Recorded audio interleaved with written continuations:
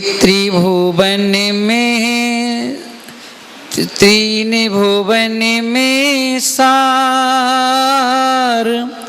बीत राग विज्ञानता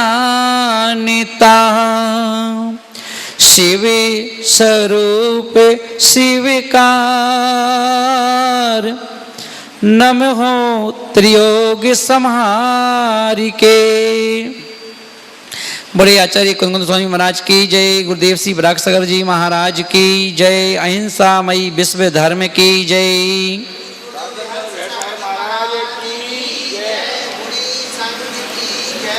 आज दूसरी ढाल कल प्रारंभ हुई थी और कल दूसरी ढाल की पहली चौपाई जो थी उसमें यहाँ पर कहा गया था कि मिथ्या ज्ञान, मिथ्या दर्शन, मिथ्या चारित्र इसको हमें छोड़ना चाहिए और ये तीन चीज़ें ही हमें संसार में भ्रमण का कारण बनती हैं।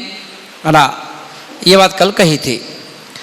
अब आज यहाँ पर जो मिथ्यात्व है वह मिथ्यात्व भी दो प्रकार का होता है। मिथ्यात्व के भी दो प्रकार के भेद होते हैं। एक तो होता है गृहीत मिथ्यात्व, एक होता है अगृहीत मिथ्यात्व। यानी मिथ्यात्व भी दो प्रकार से आता है। एक तो हमारे पूर्व के संस्कारों से, जो हमारे पूर्व के संस्कार हैं उनसे मिथ्यात्व आ गया, और दूसरा क्या होता है कि पूर्व के संस्कार नहीं हैं तो हमें कोई ऐसा निमित्त मिल जाता है। अब जैसे मान लो अपन जैन हैं, अब जैन हैं, दुनिया को मालूम है कि जैन व्यक्तियों के 24 तीर्थंकर होते हैं और जैन लोग उन्हीं की आराधना करते हैं, है ना, आदिनाथ से लेके भगवान महावीर स्वामी तक। अब मान लो अपन परेशान हैं, अब परेशान है तो परेशानी में हमें क्या लग रहा है कि भगवान महावीर स्वामी कुछ कर नहीं पा रहे हमारा, या आदिनाथ कुछ नहीं कर पा रहे, या गुरु जी हमारा कुछ नहीं कर पा रहे हैं, तो इससे अच्छे एक काम करो, है ना, चलो दूसरे देवी देवता के पास चलो, है ना। या कोई व्यक्ति ने तुम्हें सलाह दे दी, अरे तुम एक काम करो, तुम छोड़ो पूजा पाठ या करते रहो, यहाँ भी करते रहो, चलो वहाँ चलो, मगर उन देवी के पास चलो, उन देवता के पास चलो, फलाने के पास चलो, तो कोई ना कोई तुम्हें निमित्त मिल गया। घर की महिलाएं भी हो सकती हैं, घर की बहू हो सकती है, घर की चाचा चाची हो सकते हैं, जो मानते हैं वो लोग, तो वो तुम्हें भी खींच देंगे और तुम्हें उनकी बात लगी, चलो हाँ जी बात तो सही कह रहे हैं, चलो अपन परेशानी दूर हो जाए, हो सकता है, चले गए, तो लो मिथ्यात्व हो गया। तो कोई ना कोई निमित्त से मिथ्यात्व, तो गृहीत मिथ्यात्व अपने आप से हो जाना और अगृहीत मिथ्यात्व किसी के सहयोग के द्वारा निमित्त से हो जाना। तो ये दो प्रकार का मिथ्यात्व है। और दो ही प्रकार का सम्यक्त भी है। सम्यक्त भी ऐसे होता है, एक अपने आप होता है, गुरु के निमित्त से होता है, या जन्माने के निमित्त से होता है ना। तो यहाँ पर आगे बतला रहे हैं गृहीत अगृहीत मिथ्यात्व दर्शन और जीव तत्व का लक्षण क्या है। जीवादि प्रयोजन भूत तत्व सरधैतिन माही विपर्यत्व चेतन को है उपयोग रूप बिन मूरत चिन्ह मूरत अनूप। कि जीव आदि प्रयोजन भूत तत्व हैं। तत्व कितने होते हैं किसी मालूम है? किसी को तत्व कितने होते हैं? 7। कौन कौन से? जीव, अजीव, आश्रव, बंध, संबर, निर्जरा, मोक्ष, ये 7 तत्व होते हैं। अब इन 7 तत्वों में जीवादि प्रयोजन भूत तत्व, तो जो 7 तत्व हैं ये प्रयोजन सहित हैं, इनको मानने में मिथ्यात्व नहीं है ना। और दूसरा कहा गया कि सरधे तिन्माही विपर्यत्व, और जो इनके विपरीत हैं, जो इनके विपरीत हैं वो क्या है? बना चेतन को है उपयोग रूप भिन्न मूरत चिन्ह मूरत अनूप। अजीव, आश्रव, बंध और संबर, निर्जरा और मोक्ष ये प्रयोजन भूत तत्व हैं। और तिन्माही उनमें विपरीत श्रद्धा करना सो अघृत मिथ्या दर्शन है। कि आत्मा का स्वरूप देखना, जानना अथवा दर्शन ज्ञान है, और बिन मूर्त, आमूर्तिक, चिन्ह मूर्त, चेतनमय तथा अनूप उपमा से रहित है। यहाँ पर यथार्थ रूप से शुद्धात्म दृष्टि के द्वारा जीव, अजीव, आश्रव, बंध, संबंध, निजरा, मोक्ष, इन 7 तत्वों की श्रद्धा करने से सम्यक दर्शन होता है। और जो 7 तत्व हैं, इन पर यदि हम श्रद्धा करते हैं, आस्था रखते हैं, तो क्या होगा कि इनसे हमें सम्यक दर्शन की प्राप्ति होती है ना। इसलिए इन 7 तत्वों को जानना आवश्यक है। इन 7 तत्वों को जानना क्या है? आवश्यक है। और 7 तत्वों का विपरीत सिद्धांत करना है ना, वह अघृत मिथ्या दर्शन है। तो जीव ज्ञान दर्शन उपयोग स्वरूप अर्थात ज्ञाता सृष्टा है, आमूर्तिक है, चेतनमय है और उपमा से रहित है। ये बात यहाँ पर कही गई। क्योंकि अपन देखें, दुनिया में सबसे खतरनाक चीज क्या है? मिथ्यात्व। सबसे खतरनाक चीज क्या है? मिथ्यात्व है। क्योंकि इस मिथ्यात्व को प्राप्त करने में हमें किसी प्रकार की कोई मेहनत नहीं करना पड़ती है ना। इसमें मेहनत नहीं करना पड़ती है। कुछ भी सोचो, कुछ भी कहो, कुछ भी करो, है ना, सब मिथ्यात्व। जहां आप शास्त्र के विपरीत चलते हो, गुरुओं के विपरीत चलते हो, सब मिथ्यात्व है ना। क्योंकि आपने ना समझने का प्रयास ही नहीं कर रहे हो, बदलने का प्रयास ही नहीं कर रहे हो। जो चीजें दिमाग में बैठ चुकी हैं उन्हीं को फॉलो करना है ना। जैसा अभी तक अपन करते आए हैं वही ठीक है, चेंज नहीं करना ना। जैसे हम लोग, जब मैं महाराज नहीं था, जब महाराज बनने के लिए घर से निकल के आए है ना, तो घर में अपन देखें कि जो देवी देवता पूजते हैं, जो अपने कहते हैं कि हमारे पुरखे हैं या फलाने हैं या ढकाने हैं, जिस नाम से पूछते हैं देवी देवता, तो हमारा जो दर्शन है वह उनको भी मानने के लिए मना करता है। समझ ना कि जो भी हमारा जो दर्शन है, धर्म है, वो क्या करता है कि जो पुराने पुरखे देवी देवता हैं, जो साल में त्योहार तीजों पर जिनकी अपन पूजा पाठ करते हैं या उनको अपन मानते हैं, तो अगर कोई व्यक्ति सम्यक दृष्टि है तो वह सम्यक दृष्टि जीव है ना, उनको नहीं मानता। और देवी देवता तो छोड़ो, मिथ्यात्व का उदय हो जाएगा। मानना है तो मिथ्यात्व है, और नहीं मानते तो सम्यक दर्शन है। उल्टे हैं, जैसे दिन का उल्टा रात, रात का उल्टा दिन। सम्यक दर्शन का उल्टा मिथ्यात्व और मिथ्यात्व का उल्टा सम्यक दर्शन। अगर हम लोग मानते हैं तो मिथ्यात्व, नहीं मानते हैं तो सम्यक दर्शन है ना। सम्यक दर्शन में मानते नहीं हैं और मिथ्यात्व में मानते हैं, ये हो गया। तो यहां पर अपन देखें कि जो सम्यक दृष्टि जीव है, यदि किसी व्यक्ति ने प्रतिमा धारण कर ली है ना, प्रतिमा धारण कर ली, तो फिर वह व्यक्ति मिथ्यात्व का पालन नहीं करता है। अब वह मान लो कोई लड़का है और किसी लड़के ने, मान लो उदाहरण मेरा ही ले लो, कि जब अपन ने मान लो घर छोड़ा और घर छोड़ करके 2 प्रतिमा 3 प्रतिमा धारण कर ली, और अब 3 प्रतिमा धारण करके, उस समय दीक्षा तो हुई नहीं थी उस समय है ना, सिर्फ प्रतिमा धारण की थी। अब वो प्रतिमा धारण करने के बाद बीच बीच में कभी घर जाना हुआ है ना, घर के लोग बोले कि आज क्या जो फिर तो तुम्हारी दीक्षा हो जाएगी, फिर तुम घर पे आओगे नहीं, महाराज बन जाओगे, तो कम से कम अभी जब तक महाराज नहीं बने हो तो 2-3 दिन के लिए घर पे चलो है ना। तो गुरुजी बोले चले जाओ, कोई बात नहीं, हो आओ। तो हम चले गए है ना। तो वहां पर आचार्य महाराज क्या बोले कि देखो, अब तुम ये सोच के जा तो रहे हो है ना, मगर अब घर में फिर पिताजी मिलेंगे, माँ मिलेगी, तो अब तुम्हें मालूम है अब तुम प्रतिमाधारी हो, तो अब तुम सम्यक दृष्टि की तरफ बढ़ रहे हो, तो अब तुम माँ के पैर नहीं छू सकते। हाँ, अब तुम माँ के पैर नहीं छू सकते हो। नहीं तो तुम सोचो माँ है तो तुरंत है ना झुक जाओ, है ना, पिताजी हैं तो तुम सोचो झुक जाओ। ये तो मैं मन में सोचने लगा कि बताओ ये कैसा लफड़ा है भाई, कि अभी तो मैंने दीक्षा भी नहीं ली और अभी से मैं तो माता पिता से दूर हो गया, है ना। तो गुरुजी बोले बिल्कुल नहीं, ना पैर छू सकते हो मम्मी के, ना पिताजी के, ना बहन के, तो इसे ध्यान रखना। मैंने कहा ठीक है।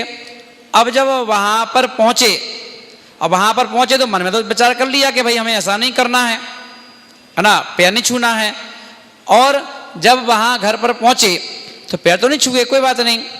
पर अब क्या हुआ कि अब जब 3 दिन वहाँ रुके थे तो एक दिन मन में विचार आया कि जब अपन घर से निकले नहीं थे तो पिताजी की कभी कभी क्या करते थे, शाम को सोते समय बैया बत्ती कर देते थे, बैया बत्ती, है ना।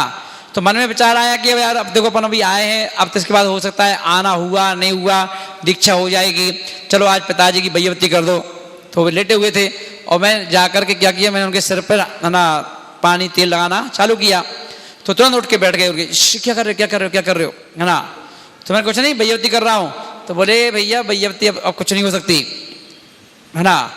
पिताजी खुद ही बोले अब तुम बन गए हो ब्रह्मचारी और आपने कर दिया है अब घर का त्याग, तो अब आप अगर घर पे आए भी हो तो हमारे लिए अब बेटा बन के नहीं आए, अब आप ब्रह्मचारी भैया बन के आए हो, है ना। अब आपका जो पद है वो हम लोगों से बहुत ऊंचा हो गया, आपका पद अब हम लोगों से बहुत ऊंचा हो गया है।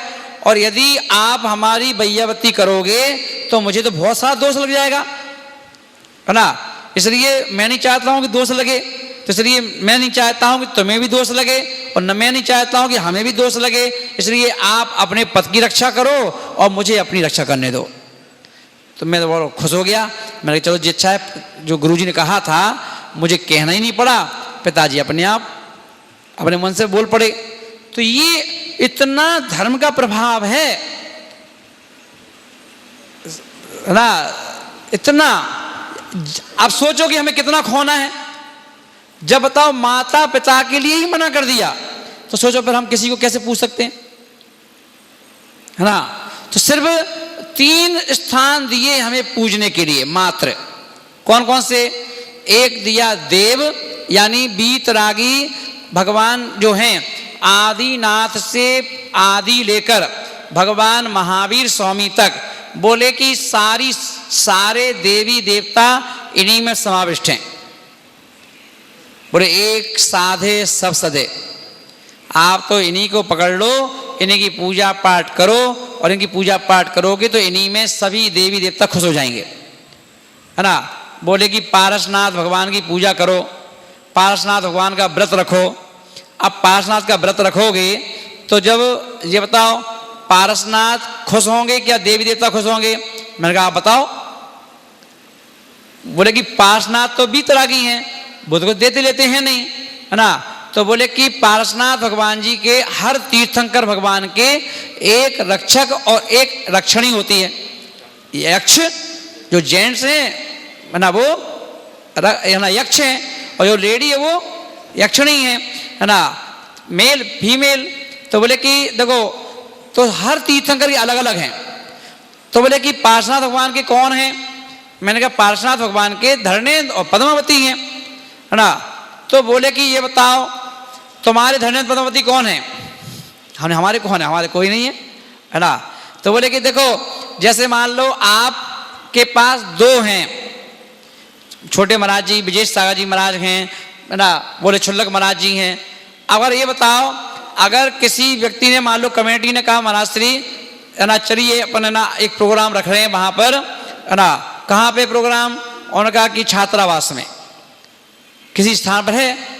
तो उन्होंने महाराज को श्रीफल चढ़ाया, है ना, और श्रीफल चढ़ाया।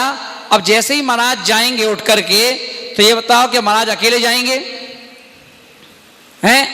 क्योंकि ये तो हमारी छाया है, छाया है, हमारे 2 हाथ हैं। तो जैसे ही हम जाएंगे तो ये तो हमारे साथ साथ जाएंगे, है ना, पहले जाएंगे। तो बोले कि ऐसे ही आपने पारसनाथ भगवान का आवाहन किया, ओम ह्रीम श्री पारसनाथ जिनेन्द्राय अत्र अवतर संभोषट आवाहन अत्र तिष्ठ तिष्ठ ठाठा स्थापनम अत्र मम भववसट सन्निधि करणम। तो आप क्या सोच रहे, पार्श्वनाथ आए अकेले? अकेले पार्श्वनाथ कैसे जाएंगे? और आप हमें बुलाओगे तो हम दोनों आएंगे साथ साथ, तीनों आएंगे एक साथ। तो ऐसे ही पार्श्वनाथ को बुलाओगे तो धर्मेंद्र पद्मावती तो साथ में आएंगे, क्योंकि उनकी ड्यूटी है, उनकी ड्यूटी है। जैसे मान लो कोई बॉडीगार्ड होता है, बॉडीगार्ड कहते ना, बॉडीगार्ड। और जो बॉडीगार्ड होता है, और किसी के साथ बॉडीगार्ड रख दो, है ना, कि ये हमारी लड़की है, इसके साथ एक बॉडीगार्ड रहेगा, दो रहेंगे, है ना। या कोई बिल्डर है, बड़े बड़े बिल्डर होते हैं ना, उनके साथ बॉडीगार्ड होते हैं। ऐसे ही कोई व्यक्ति के साथ, जो हीरो हीरोइन उनके साथ बॉडीगार्ड रहते, 4 हैं 6 हैं। अब ये बताओ, उनको निमंत्रण देने की आवश्यकता है क्या बॉडीगार्ड को? है कि जिसके बॉडीगार्ड हैं वो व्यक्ति जहां भी जाएगा बॉडीगार्ड उनके साथ साथ जाएंगे, जाएंगे नहीं जाएंगे? बताओ, कि नहीं जाएंगे? कि रोज रोज उनको कहना पड़ेगा कि चलो भैया आ जाओ? जिसके बॉडीगार्ड हैं वो क्या रोज रोज कहता है क्या, चलो आओ, चलो हम यहाँ जा रहे हैं, और या बॉडीगार्ड बैठ जाए चलो शांति से, हमें बुलाया ही नहीं है? नहीं, वो तो भैया जहां आप जाओगे हमारी ड्यूटी है, हमें तो वहीं जाना है, क्योंकि हम तो आपके रक्षक देव हैं, है ना। तो बोले कि जैसे ही आपने पार्श्वनाथ भगवान को बुलाया, ओम ह्रीम, है ना, पार्श्वनाथ जिनेन्द्राय अत्र अवतर अवतर शंभुसट आवाहन। तो पार्श्वनाथ आएंगे तो साथ में धर्मेंद्र पद्मावती भी आएंगे। और जो तुम पार्श्वनाथ भगवान को अर्घ चढ़ा रहे हो, उनकी पूजा कर रहे हो, उस पूजा से वो स्वयं खुश हो जाते हैं। जैसे अगर आप, जो पूरा संघ है, संघ में जब भी कोई प्रोग्राम होता है तो पूजा वगैरह पाठ होती है, अब मान लो मेरी पूजा हो रही है और मेरी पूजा हो रही है तो ये खुश होते हैं, अर्घ बोलते हैं कि पंडित जी को हम अर्घ बोलेंगे, हमारे गुरु हैं, हमारे महाराज हैं, हमारी प्रेरणा है, जिनके कारण से आज हम महाराज बने हैं, है ना। खुश होते हैं कि भाई महाराज का कर दिया, सबका हो गया, है ना। जैसे घर में कार्ड आता है, शादी का कार्ड, तो कार्ड में बीवी का नाम लिखा रहता है क्या? नहीं लिखा रहता। किसका रहता है? मुखिया का नाम। मुखिया का नाम ले दिया कि चलो भाई पंकज जी जैन, है ना, लिख दिया। अब उस पंकज में, है ना, रेणु का नाम छिपा है कि छुपा है? छिपा है। बच्चों का नाम भी छिपा हुआ है ना। जब पार्टी में जाओगे तो अपने आप सब लोग इकट्ठे जाओगे, है ना। तो बताओ, अब रेणु कहने लग जाए मान लो कि भाई तुम्हारा नाम लिखा है, मेरा नाम तो लिखा ही नहीं है, बच्चों का लिखा नहीं, हम नहीं जाएंगे, है ना। हाँ, अगर रेणु के नाम से कोई कार्ड आए तो पंकज नहीं जाएंगे, कि पंकज मुखिया है, और पंकज मुखिया है फिर वो नहीं जाएंगे भाई। और रेणु कहे चलो आप भी चलो, तेरे को बुलाया तू जा, हम नहीं जा रहे। तो मुखिया का नाम अगर लिखा है तो सब जाएंगे, अगर किसी पर्टिकुलर बेटे का लिखा है तो बेटा जाएगा, बेटी का लिखा है तो बेटी जाएगी, बिना बीवी का लिखा है तो बीवी जाएगी, पर पति का लिखा है तो सब जाएंगे। ये नियम है कि नहीं? बस सेम नियम यही तो है। आपने कहा ओम ह्रीम पार्श्वनाथ जिनेन्द्राय अत्र अवतर अवतर शंभुसट आवाहनम, है ना, अत्र तिष्ठ तिष्ठाटा स्थापनम अत्र मम भवभसट सन्निधि करणम। हे पार्श्वनाथ भगवान, आप वेदी में से निकल करके आप जहाँ हम पूजा कर रहे हैं इसमें ठौना लगा रखा है, ठौने पे आओ। फिर क्या बोले? अरे ठौना क्या भगवान, ठौना तो स्टील का है, चांदी का है, ठोस है ना, सॉफ्ट नहीं है। पर मेरा जो हृदय कमल है ये तो कमल के फूल से भी ज़्यादा कोमल है ना, इसलिए आप ठौना छोड़ो, वहाँ से निकल के आप तो मेरे हृदय कमल पर विराजमान हो जाओ। अब जब जहाँ पार्श्वनाथ भगवान यहाँ विराजमान होंगे तो तुम क्या समझ रहे हो कि धर्मेंद्र पद्मावती की ड्यूटी क्या सिर्फ वेदी की है? हैं? वो तो क्या बोलते हैं, तू जहाँ जहाँ चलेगा मेरा साया साथ होगा। तो जहाँ जहाँ पार्श्वनाथ हैं वहाँ धर्मेंद्र पद्मावती नियम से हैं, नियम से। अलग तो उनका अलग से कोई वजूद है ही नहीं, है ना, साथ साथ हैं, चाहे तो उनको बुलाओ चाहे ना बुलाओ। जहाँ पार्श्वनाथ हैं वहाँ धर्मेंद्र पद्मावती है ना। आदिनाथ का मंदिर है जहां पार्श्वनाथ है ही नहीं है, वहां धरणेन्द्र पद्मावती क्यों नहीं है? बताओ क्यों? वहां पर उनका होंगे तो उनके होंगे, तो धरणेन्द्र पद्मावती वहां नहीं होंगे। जिस मंदिर में पार्श्वनाथ होंगे है ना, उसी मंदिर में आपको धरणेन्द्र पद्मावती मिल सकते हैं, है ना, बाकी जरूरी नहीं। और अगर उनकी मूर्ति नहीं भी है धरणेन्द्र पद्मावती की, तब भी वो हैं, ये भी ध्यान रखना, तब भी हैं, आदृश्य हैं, दिखाई नहीं दे रहे वो, पर हैं, है ना। तो चलिए आचार्य महाराज बोल रहे हैं कि किसको बुलाना चाहते हो, किसको बुलाना चाहते हो, है ना, बच्चों को कि मुखिया को? मुखिया को बुला लो, एक में समझ आए ऐसा काम करो, है ना, तो उनको बुला लिया अपन ने। तो ये तो मिथ्यात्व का बड़ा ध्यान रखना है। छोटी छोटी बातों से हमारा अनंत काल से, अनंत भवों से मिथ्यात्व चल रहा है, क्या पता ही नहीं हमको, है ना। अब अपन देखो कितने लोग, अपन जैन तो हैं, अब जैन तो हैं, अब जैनों में अपन देखेंगे ऐसा नहीं है, कितने भेद प्रभेद हैं, जिसको अपन कहते हैं गोत्र, है ना। अब कितने, अभी हम लोग दिल्ली में लगभग 15 साल रहे, अब 15 साल रहे तो अपन देखेंगे, है ना, जैसे अपन देखें हिंदू, कोई हिंदू समाज के लोग हैं, वो जैनों के कोई व्रत नहीं करते हैं। करते हैं क्या?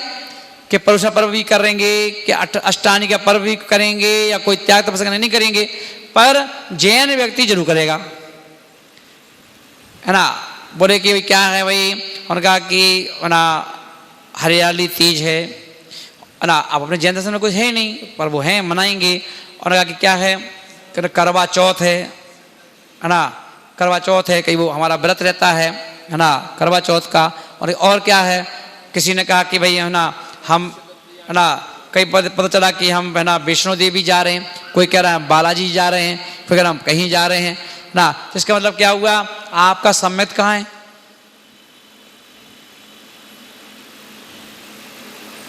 आपका सम्मत कहाँ है ना। बस यही मिथ्यात्व, एक पे टिकना है, एक पे। अब अपन मुसलमान हो, गलत बोलते हैं अपन, है ना, वो कहते भैया क्या करना, हमें एक ही काफी है ना, जो कुछ मिलेगा हमें तो यहीं से मिलेगा, हमने इन्हीं विश्वास कर लिया है, यही देंगे अपने आप, है ना, सब कुछ वही है। तो ऐसे ही आचार्य महाराज बोल रहे हैं कि जैन दर्शन का ये सूत्र है, क्योंकि सारे धर्म कहाँ से निकले हुए हैं, जैन दर्शन से निकले हुए हैं, है ना। तो मुस्लिम समुदाय में जैन दर्शन की बहुत सारी पुट है। जिस टाइम पर दिगंबर संतों की सामायिक का टाइम होता है, वही टाइम उनकी अजान का होता है। आप देख लो, साधु का टाइम होगा सामायिक का, वहां उनकी अजान चालू हो जाएगी, है ना। और वो मूर्ति, अपन मूर्ति को पूजते हैं स्थापना निक्षेप से, और वो क्या करते हैं, उनको ये ज्ञान नहीं मिला तो वो कहते हैं कि भाई वो सिद्ध को मानते हैं, कि वो कहते हैं कि सिद्धों का कोई रूप तो होता ही नहीं है, उनकी मूर्ति कैसे बन जाएगी। तो इसलिए वो क्या कहते हैं, खुदा की मूर्ति नहीं बन सकती, बोले उनका कोई रूप ही नहीं है, यानी सिद्ध परमेश्वरी को मानते वो, है ना। ये तो ऐसे बहुत सारे रूल्स हैं, है ना। तो यहाँ कहने का वो और किसी को मानते भी नहीं है, तो अपन कहते बहुत कट्टर हैं, तो बहुत कट्टर हैं ऐसे। तो कट्टर का मतलब क्या है कि भाई जैसे नियम है, जो नियम तो नियम है कि जहाँ हमारा जन्म हुआ है हम उन्हीं पर तो विश्वास करेंगे। भाई जिस पिता ने हमें जन्म दिया है तो हम उस जो भी शिकायत करेंगे अपने पिता से ही तो करेंगे, डिमांड करेंगे तो अपने पिताजी से करेंगे, है ना। ये बताओ जिसने पैदा किया है, तो बोले कि ये नियम है। तो ऐसे अपन देखें हमारे जीवन में हम धर्म तो बहुत करते हैं, ऐसा कौन सा घर है जिसमें दान नहीं होता है, ऐसा कौन सा घर है जहाँ पे चौके नहीं लगते हैं, ऐसा कौन सा घर है जो शिखर जी नहीं जाता है, ऐसा कौन सा घर है गिरनार जी नहीं जाता है, ऐसा कौन सा घर है जहाँ पर परशुराम पर्व नहीं मनाए जाते हैं, पर साथ में कुछ और भी कार्य होते हैं, और भी कार्य होते हैं, क्योंकि आपको 100% विश्वास नहीं है ना। अभी तो दीपावली आने वाली है, और दीपावली आने वाली है तो आप क्या करेंगे, है ना, गुरु की फोटो रखें चाहे ना रखें, मगर लक्ष्मी की फोटो जरूर रखेंगे, है ना, गणेश जी की फोटो जरूर रख लेंगे। ओ भाई साहब ये बताओ लक्ष्मी की फोटो क्यों रखी आपने, हैं? बोले महाराज जी अगर लक्ष्मी की फोटो नहीं रखेंगे तो लक्ष्मी कैसे आएगी, है ना। तो मैंने कहा ये बतलाओ, क्या लक्ष्मी जी की फोटो को रखने से लक्ष्मी आ जाती है क्या? बोले सुना तो ऐसा ही है हमने, हम तो हर साल रखते हैं। तो मैंने कहा अगर ये बताओ, जब तुम एक लक्ष्मी जी की फोटो रखते हो तो तुम्हें विश्वास है कि लक्ष्मी आएगी, तो जो व्यक्ति फोटो बेच रहा है उसके पास तो 1000 फोटो रखी हैं। तो ये बताओ लक्ष्मी एक फोटो पे जाएगी कि 1000 फोटो पे जाएगी, है ना। और हमने कहा बताओ जो व्यक्ति 1000 फोटो बेच रहा है उसके बाद पूरी इकट्ठी थोक में रखी है, इतनी थोक में। तो ये बताओ फिर भी बेचारा रो रहा है कि कोरोना ने बड़ा धंधा पीट दिया, लक्ष्मी इतनी रखी हैं पर लक्ष्मी नहीं आ रही। क्यों नहीं आ रही भाई? इतनी फोटो रखी है तुम्हारे पास, बताओ मनचाही लक्ष्मी ले लो, 1 चाहिए 2 चाहिए 5 चाहिए, कितनी चाहिए बताओ, कितनी चाहिए, है ना। पर बोले कि फोटो से लक्ष्मी नहीं आती है। अगर लक्ष्मी फोटो से आ रही होती तो हर साल फोटो बेचने वाले करोड़पति हो जाते, अरबपति हो जाते, पर बेचारे हर साल फोटो बेचते हैं फुटपाथ पर रख करके, है ना। बोले लक्ष्मी फोटो से नहीं आती है, लक्ष्मी तो तुम्हारे अपने खुद के द्वारा किए हुए पुण्य से आती है।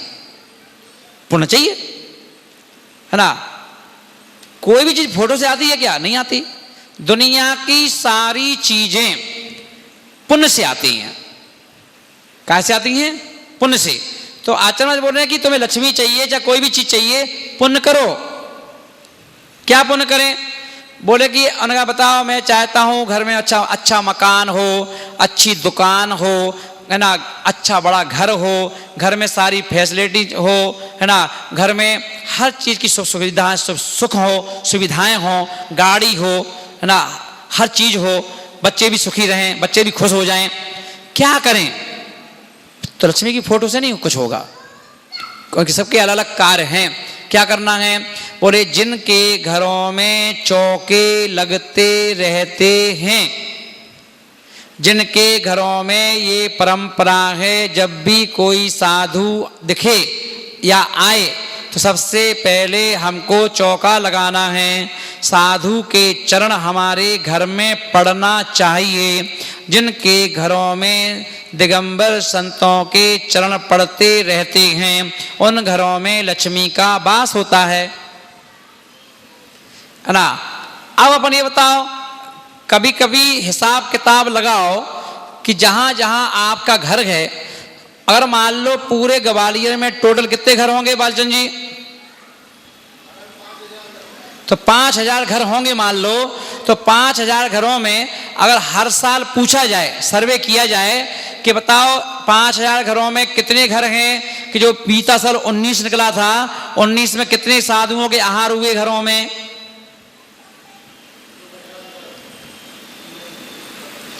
बताओ बीते 2019 में कितने घरों में आहार हुआ? तो अगर 5000 घर हैं तो 5000 घरों में से, है ना, 4000 घर निकाल दो अलग जहां हुए ही नहीं। 4900 मान लो, 100 घर छोड़ दो, है ना, 100 घर में चौके हुए होंगे मान लो, 100 मान लो महाराज, मोटा हिसाब से 100 मान लो। तो अब सारे कितने 4000, है ना, 900 घरों में आहार नहीं हुआ। अब उनसे ये पूछो, क्या आपको मलाल है कि मेरे घर में आहार नहीं हुआ, पूरा 1 साल निकल गया? तो मलाल भी नहीं है, मलाल भी नहीं है। अच्छा ये बताओ, चलो मलाल नहीं है, चौका भी लगाया, तो क्या आपकी इच्छा हुई कि मैं कहीं जाकर के वहीं आहार दे के आ जाऊं? तो दिया है साल भर में, तो आहार भी नहीं दिया। तो कब से नहीं दिया आपने?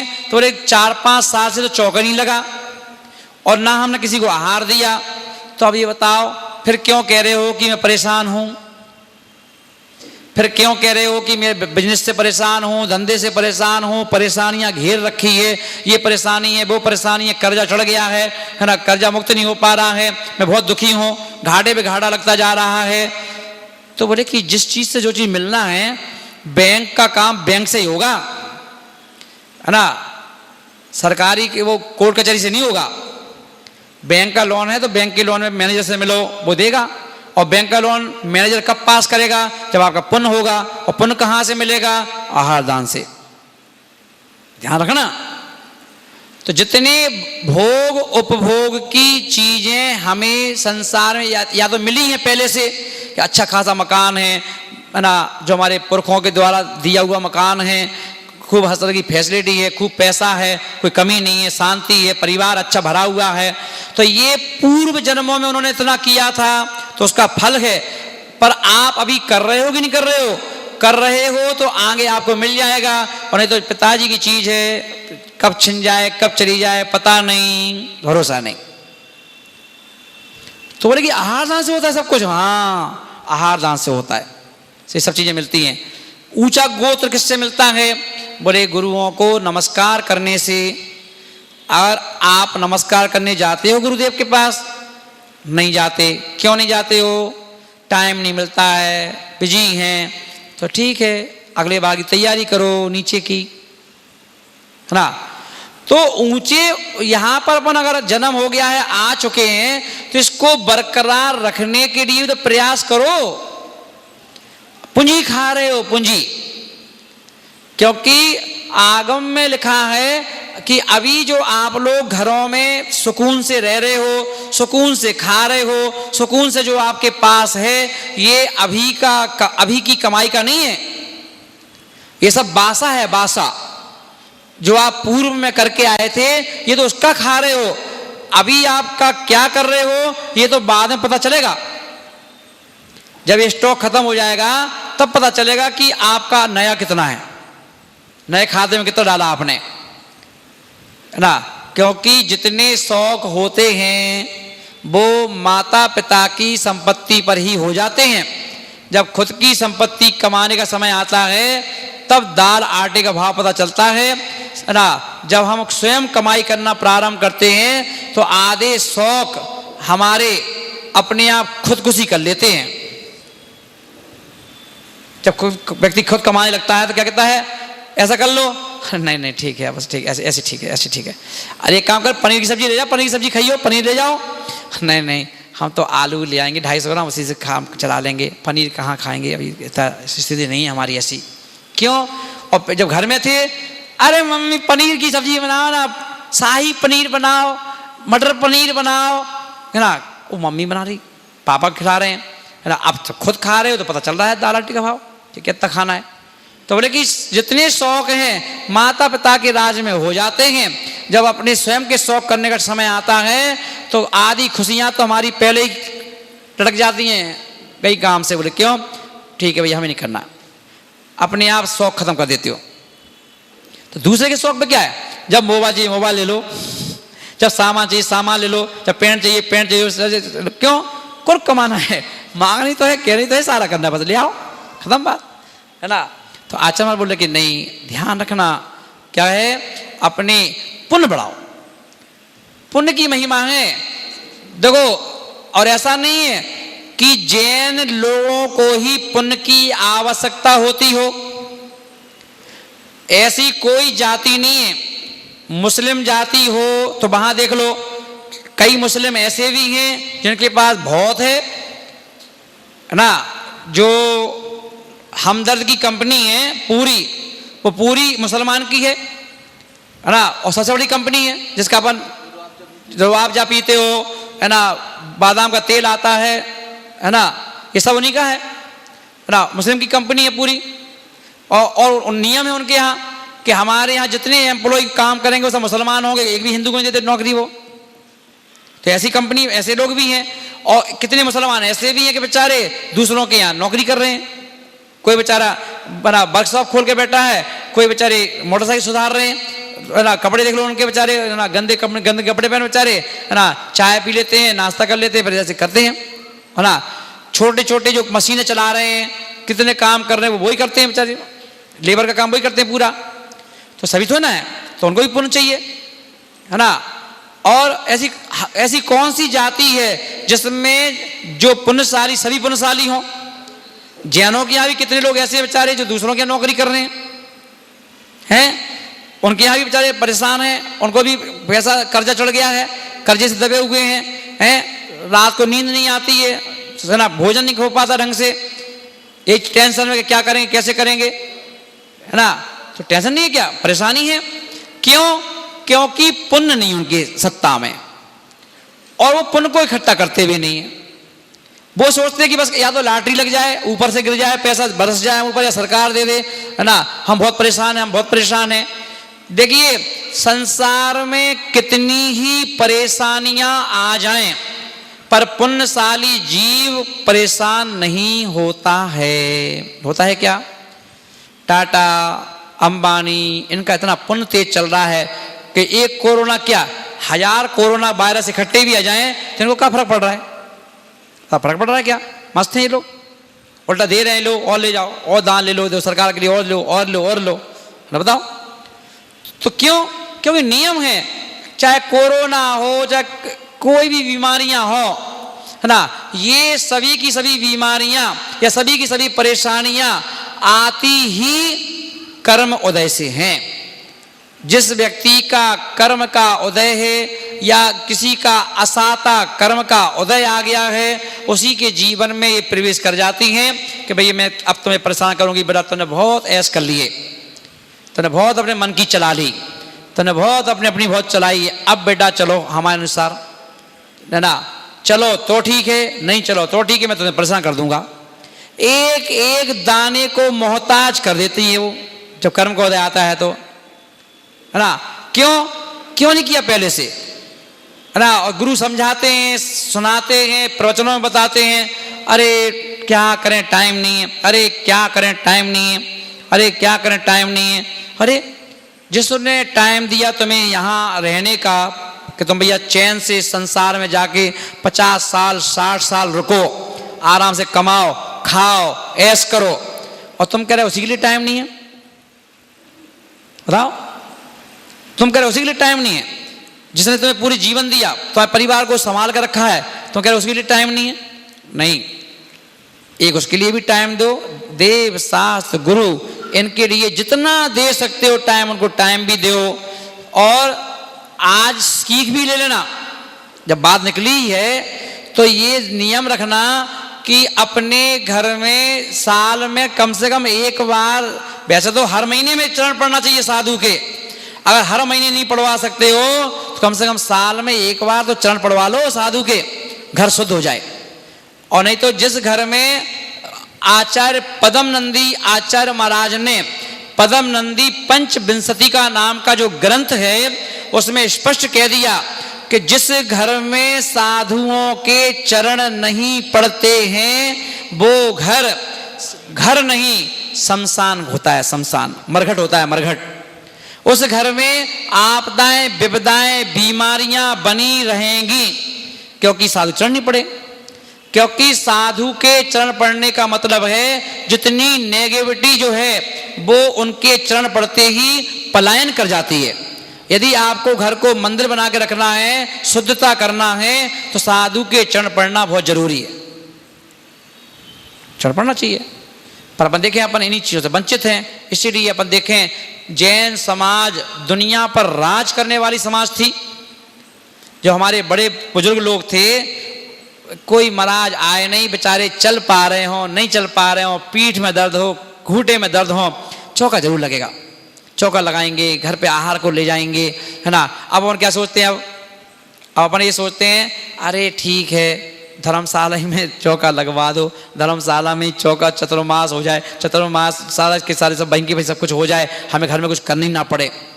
बोले कि बताओ, है ना, अगर तुम अपने घर में अपनी कमाई करके, और यदि तुम्हारे, क्योंकि कितनी सुंदर बात कही धर्मों में, हर धर्म में कह दी कि साईं इतना दीजिए जामे कुटुंब समाए, मैं भी भूखा ना रहूं, कोई साधु न भूखा जाए। हे साईं इतना दे दो, कितना दे दो, इतना दे दो कि बस मैं भूखा ना रहूं और कोई साधु हमारे घर से भूखा ना जाए, है ना। महाभारत में भी साधुओं ने परीक्षा ली थी, श्री कृष्ण की, 5 पांडवों की, द्रौपदी की, आगे बैठ गए थे कि हे है ना चलो भोजन करो, आओ भोजन करेंगे आज। वो तो श्री कृष्ण ने लाज बचाई ही, है ना, नहीं तो सारे सब शराब दे के चले जाते, पूरे के पूरे कि बताओ कैसे तुम लोग हो दरिद्री हो दरिद्री कि तुम्हारे घर में साधुओं को खिलाने के लिए इतना अन्न नहीं है, ऐसा कहा गया है। तो हमारा अन्न तभी शुद्ध होता है जब हम किसी साधुओं को दे देते हैं, है ना। इसमें कहा गया कि पहले साधु की अंजलि में दो, उसके बाद लो, नियम है ऐसा। तो जहाँ पर मिथ्या समझ आ रहा है बंटी, है ना। तो कहने का क्या है कि आचार्य महाराज यहीं पर यही बात बोल रहे हैं कि देखो मिथ्यात के पैर कितने पसरे हुए हैं। मिथ्यात की जड़ें, जैसे पीपल के पेड़ की जड़ें, पेड़ यहाँ पर होता है और खोदोगे तो जड़ें वहाँ तक रहती हैं फैली हुई ऐसी जमीन के अंदर, ऐसे ही मिथ्यात्व की जड़ें लंबी लंबी हैं। हम भले ही बाहर से धर्म कर रहे हैं, सब कुछ कर रहे हैं, पर नीचे से मिथ्यात्व है, ऊपर से धर्म है ना। अब बताओ अगर मान लो हम दही के बर्तन में दूध रखेंगे तो क्या होगा। दही के बर्तन में भले कितना धो लो मांझ लो, मगर दूध रखोगे तो फट जाएगा, है ना। क्योंकि कल उसमें दही रखा था, दही का असर है, दिख रहा है कि दही नहीं है, खत्म हो गया, पर उसका असर छोड़ जाता है इसमें, है ना। ऐसे ही मिथ्यात्व का असर तो रहेगा, है ना। और आप उसमें क्या करोगे, अब अपन अच्छी अच्छी क्रियाओं का दूध उसमें रखना चाहते हैं, वो नीचे से फट जाता है। अपन कहते बताओ इतना कर रहे हैं, हम इतना कर रहे हैं, फिर भी ऐसा क्यों हो रहा है हमारे साथ, ऐसा क्यों हो रहा है। क्योंकि ज्ञानी मिथ्यात्व छोड़ो, मिथ्यात्व छोड़ो, मिथ्यात्व में छोड़ोगे तो ऊपर सम्यक कुछ होने वाला नहीं। एक साथ दो चीजें नहीं हो सकती हैं कि मिथ्यात्व भी हो जाए और सम्यक भी हो जाए, है ना। या तो मिथ्यात्व छोड़ दो तो सम्यक में रहो, या सम्यक छोड़ दो मिथ्यात्व में हो ही अनादिकाल से, है ना।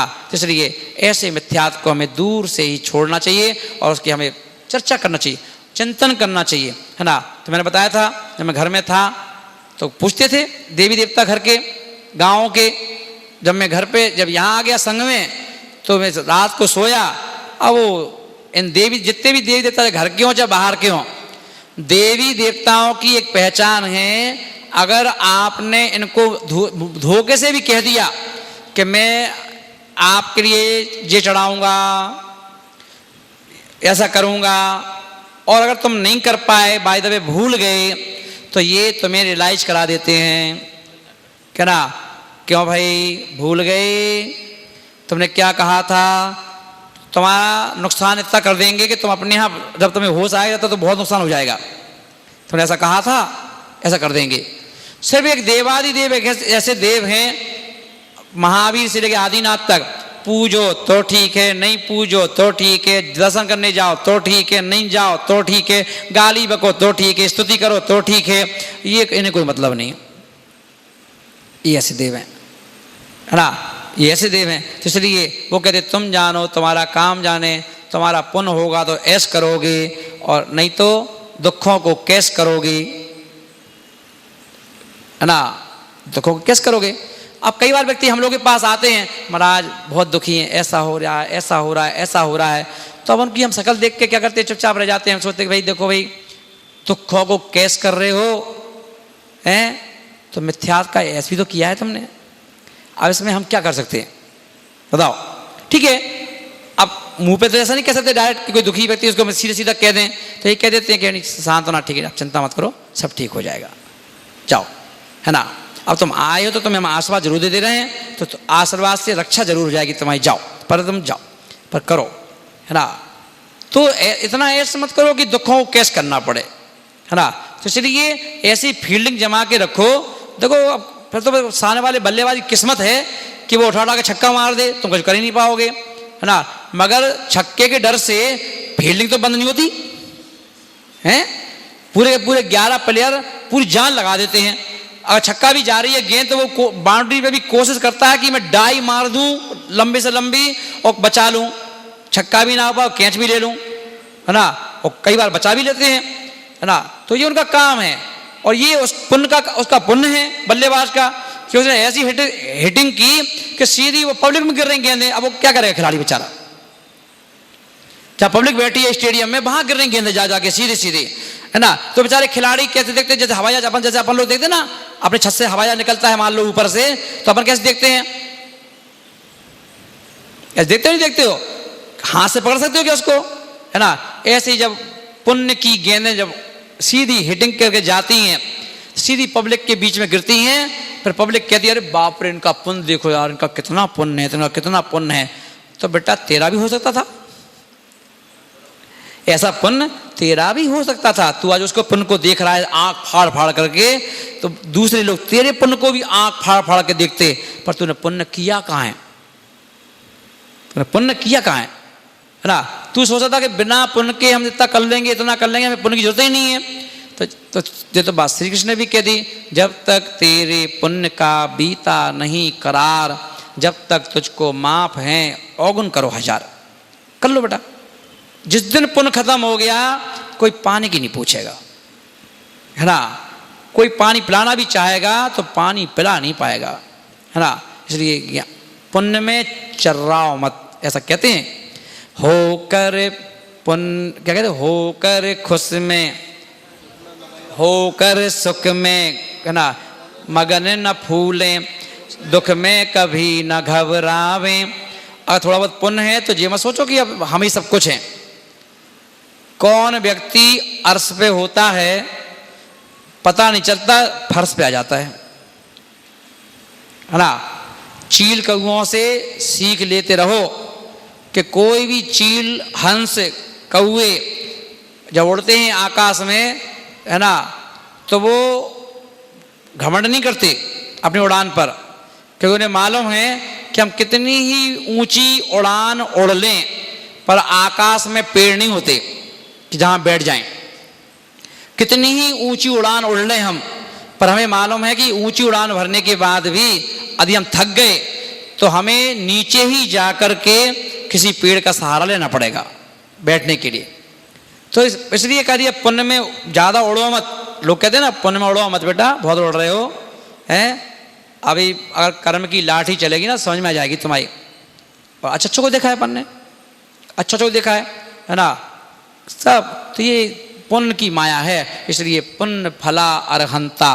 पुण्य करते जाओ, पुण्य की कभी कमी मत होने दो। इतना पुण्य करते जाओ, इतना पुण्य करते जाओ कि एक दिन वो पुण्य अरहंत बना दे। बोलो महावीर भगवान की जय।